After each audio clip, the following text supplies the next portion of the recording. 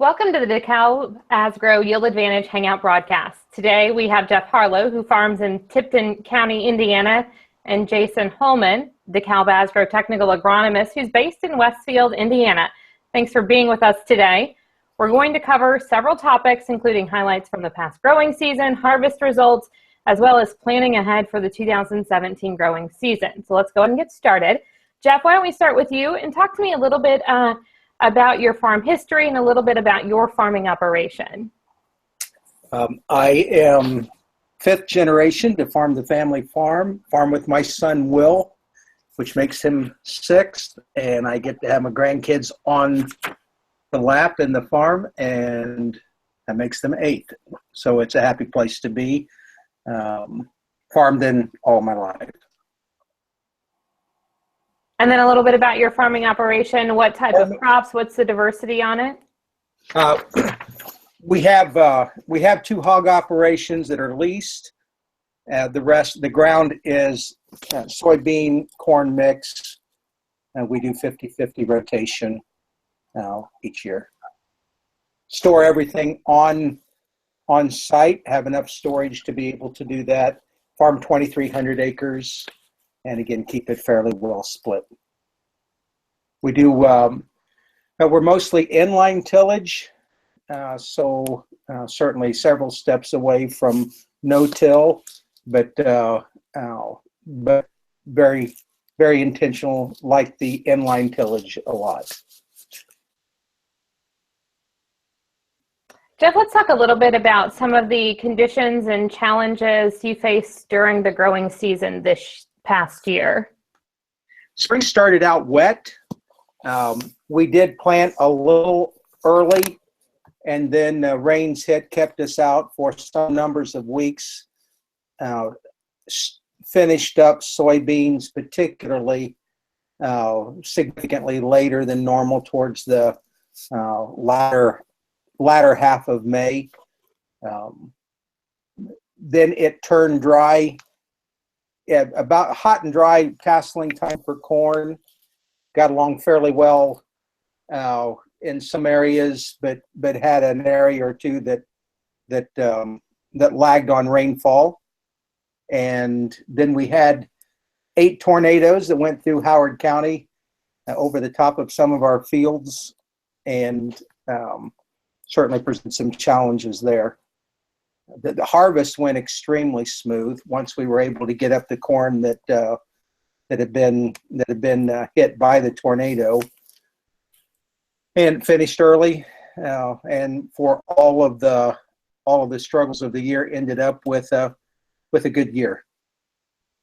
Definitely some weather challenges and some unprecedented weather challenges this year. It was a tough one at times, and particularly some farms over the others. Jason, we were talking a little bit about Jeff's growing season this year. As you look across the state in Indiana, what were some of the conditions that growers here in Indiana and in your area faced this year?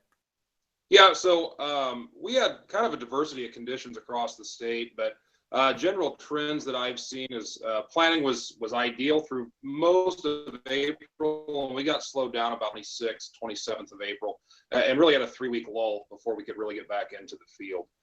From there, we stayed dry through part of June, and we started to pick up some rains. I wouldn't call it drought conditions, but we were drier throughout most of the state. And then as we progressed into the summer, the end of July, the beginning of August, we did get hit with what I'd call more of a widespread drought. That was kind of centered right just south of Fort Wayne, around Hoagland, Decatur area, and it kind of moved in both east-west directions. And then second week of August, we got some rain. So we had an interesting diversity of challenges this year, weather related, and I keep saying it was a normal year, but I don't think I've ever said that there was a normal year in my career of being an agronomist. And we'll talk a little bit about how maybe those experiences influence us as we head into 2017. But let's talk specifically about corn. How did DEKALB corn products perform throughout the season this year, Jason? Well, like I said, we had some interesting challenges environmentally, but the good thing about DEKALB is we have a very wide testing footprint, and we've built in some great durable and defensive traits to help out.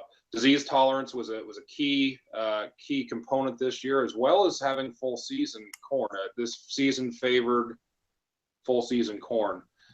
So where we did see a tremendous advantages, and just in corn in general, we did see full season high disease tolerance hybrids seemed to be the best. But overall, our portfolio is very broad, and we saw very good win rates out of our plots and side by sides as well.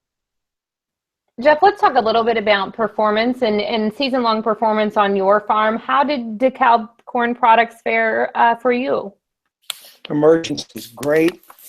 We had a first in some numbers of years where we ended up using starter fertilizer, which helped it pop, but it looked excellent throughout the year. Even with some of the stresses, we felt really good about it. We used mostly all later season corn. We had some 110, 111 day. Most of ours was in the 112, 113 day corn.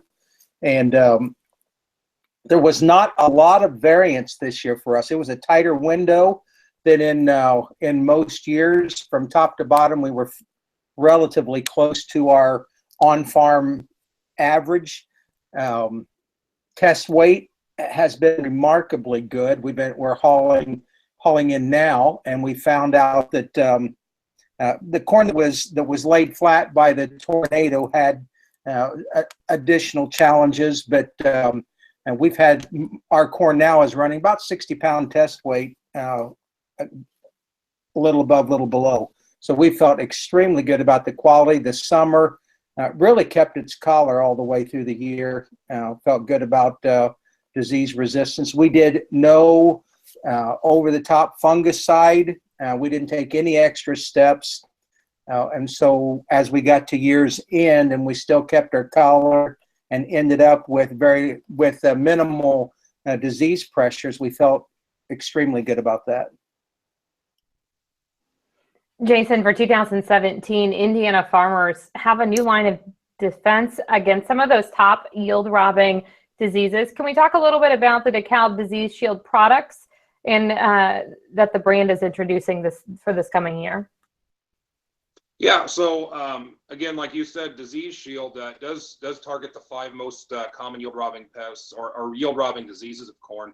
That's going to be Gauss's wilt, southern rust, gray leaf spot, northern corn leaf blight, and anthracnose stalk rot. So when we talk about this, and I tend to defer to the science side, we talk about QTL. So these are groups of genes that we've identified, and not just in one, but in 5 different diseases across the corn genome. So what does that really mean? That means you've got an extra insurance package, and where we've really seen it was this year in northern Indiana from a stock standability perspective. But if you go down to southern Indiana, they had one of the worst disease outbreaks of southern rust in recent history.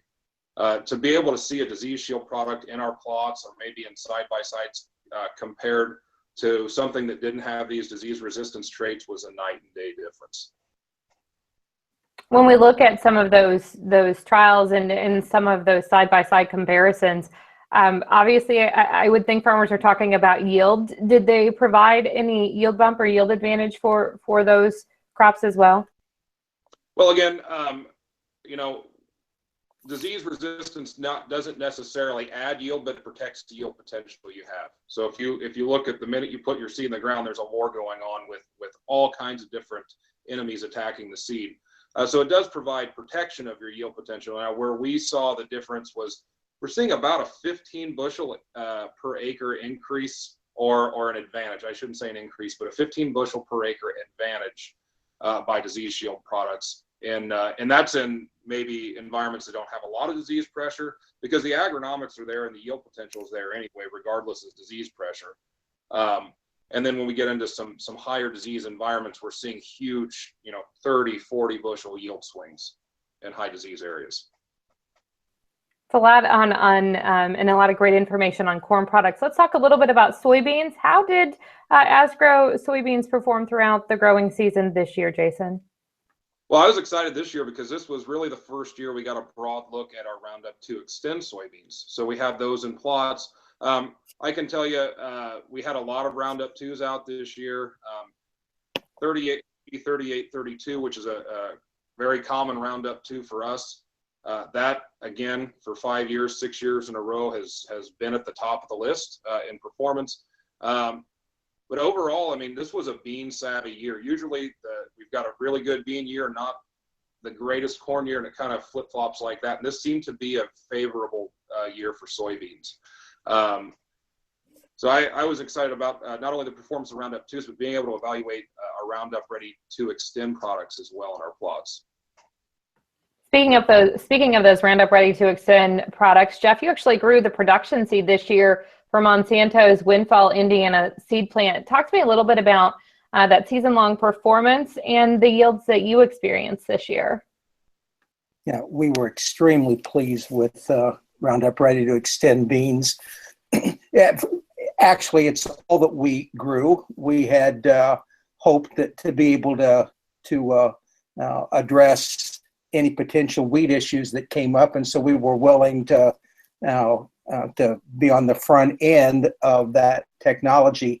We turned out to be very, very happy with the way they came out of the ground from the beginning, the prettiest crop of beans that we've ever raised. And as it turned out, they also were record yield for us. And again, they were across the spectrum when it came to weather conditions for us, both in the amount of moisture that we had, and also in the amount of wind that they had to withstand. And they look good. They got extremely large, but they stood very well. We had record bean crop, and the top end of those beans were very record for us. But we really, really liked it. As it turned out, our early beans, 30X6s, were the best of the bunch for us, which I agree with Jason. The 3832s have always been outstanding, and we went to the 3.8s of the Roundup Ready to Extend, and we were equally happy with them. Last month, EPA approved Monsanto's XtendiMax with Vapor Grip technology, the dicamba formulation for in-crop use with the Roundup Ready to Extend soybeans. Jeff, when we look at weed challenges specifically on your farm, how will the ability to spray this dicamba herbicide in 2017, obviously pending state approval, give you another tool to control those tough weeds? Absolutely. The yield advantage for us was enough that had that not been cleared, we still would have grown them just from the production side. So their top end, when it just comes from that production capacity. But for our area, there is water hemp that has crept into the area. We did not have to fight that, but there is lots of pressure with mare's tail that continues to grow. And the spread of that is just shocking to me, how quickly that it can come in from a neighbor's field. We are always very, very conscious of not just how the fields look, but we don't want it to have any impact at all. So that's always been a very foremost thing for us, is to keep the fields clean. And but with the mare's tail, we had no recourse except literally to go back, and we hired crews, went through fields and removed mare's tail because we don't want them there. And but because they're so prolific, all you need is a fence row or a neighbor that maybe is not quite as prepared, and you end up with them in the next year. So you can watch them creep into the field from the fence rows inward, and it makes us nervous enough that we want to have every resource available. And so knowing that we'll be able to have that tool in the box makes us sleep a lot easier going into next spring.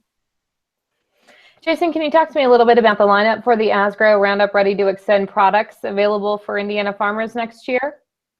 Yeah, so for 2017, we've got quite a bit of products ranging in northern Indiana from about a 2.3 all the way up to a 3.9. And there's some ones I'd like to specifically call out. We've got an AG30X6, AG32X6, and AG34X6, which have been very stable, very good predictability of beans across yield environments. And Jeff, you may have had experience with this one. The most talked about soybean that I have heard from our production soybean growers, and even a couple growers that had them out in plots or maybe in commercial fields, was AG36X6. That seemed to be the top of our plots, probably 95% of the time it won every single plot that it was in. So I'm excited about that. Like I said, we've got a range of products that span both Group 2 and Group 3, and we can go earlier or later if you want. But really, the performance, the fit of these products, there's a lot of highly stable ones that you don't have to worry about placement. But there are some that if you've got a home run field or maybe a really tough field that's a little droughty and has a gravel streak through it, we've got beans and products to fit those environments as well. Sounds like there's a great lineup and great lineups of available products of both corn and soybeans for growers in 2017. There is.